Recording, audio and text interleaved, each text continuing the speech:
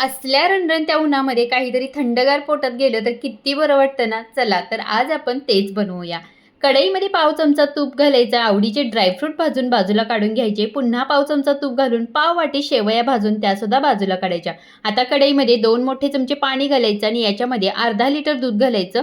अर्धी वाटी दूध बाजूला काढून घ्यायचं आणि याच्यामध्ये 1 ते 1.5 चमचा कस्टर्ड पावडर मिक्स करून ठेवायची. दुधाला उकळी यायला लागल्यावर याच्यामध्ये आवडीप्रमाणे साखर घालायची. कस्टर्डवालं दूध पुन्हा एकदा चमच्याने ढवळून घ्यायचं आणि याच्यामध्ये ओतायचं. पटकन हे सगळं मिक्स करायचं. लगेचच याच्यामध्ये शेवया घालायच्या आणि शेवया शिजल्यानंतर ड्रायफ्रूट आणि वेलची पावडर घालून मिक्स करायचं. गरमागरम आवडत असेल तर ही कस्टर्ड शेवयाची खीर तुम्ही गरमागरम खाऊ शकता किंवा 1 ते 1.5 तास फ्रीजमध्ये ठेवा आणि थंडगार झाल्यावर खा. असल्या रणरणत्या उन्हामध्ये जबरदस्त टेस्टी आणि 10 मिनिटात बनणारी ही कस्टर्ड शेवया खीर या उन्हाळ्यात नक्की ट्राय करा.